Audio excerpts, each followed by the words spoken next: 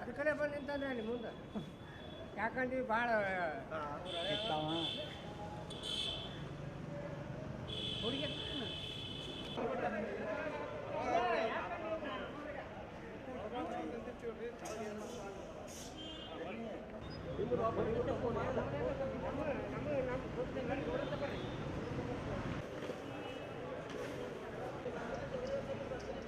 फोड़ बंद गाड़ी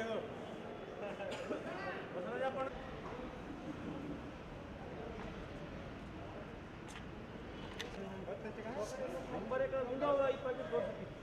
आगे बंद एकदम बागी ಹಿಂಗೆ ಮಾಡಿ ಕೂಡ ಬಂದಿರ್ತೀವಿ ಮತ್ತೆ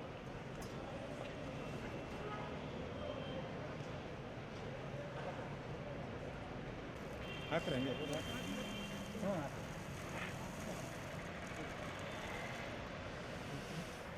ಸಿಗಲ್ರಿ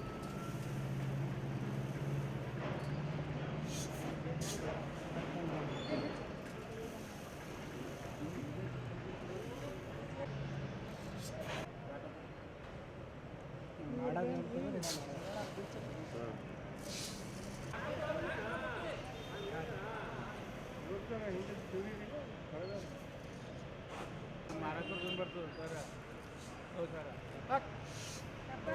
ಹೌದು ಸರ್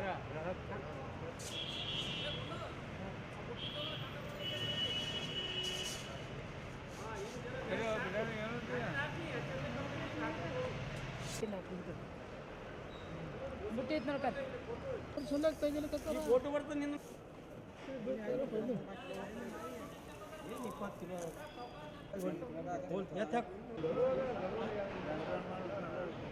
ಆಯ್ತು ಬರಂತಿರೋ ವಜೆ ಹಾಕೊಂಡು ಸರ್ ಏನು ಕಟ್ಕೊಂಡು ಗರು ಮಾಲವರಿ ಗರು ಅವರಿ ಗರು ಮಾಲ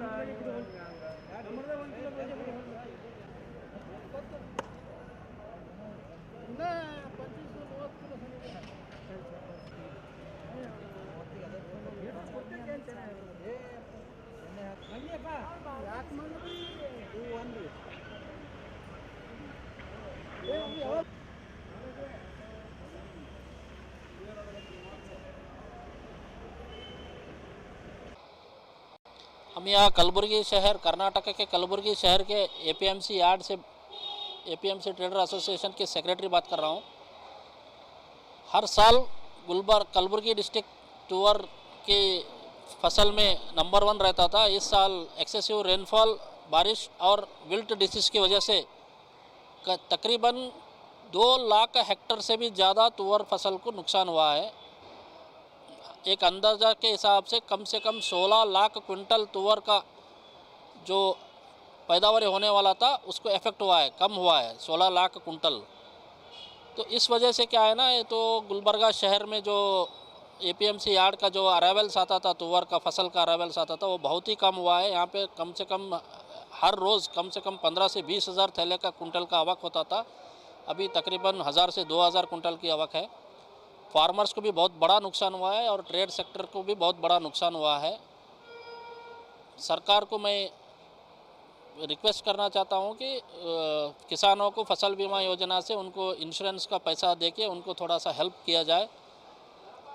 वो हिसाब से तो बिज़नेस कम्युनिटी को तो बहुत बड़ा नुकसान हुआ है फिर भी, लेकिन अगर किसान को अगर कुछ फ़ायदा हुआ तो अगले साल कुछ फिर पल्सेस की ग्रोइंग में इंटरेस्ट दिखा सकते हैं, नहीं तो ये फार्मर्स दूसरे क्रॉप के लिए शिफ्ट हो सकता है। वैसे ही हम इंडिया पल्सेस में डिफिसिट चल रहा है, तो अगर किसान फिर दूसरे क्रॉप के अगर शिफ्ट हो गए तो फिर ज़्यादा पल्सेस पे हम इम्पोर्टेड पल्सेस पे डिपेंड हो सकते हैं। इसलिए मैं गवर्नमेंट से रिक्वेस्ट करता हूँ कि किसान को सहायता दें।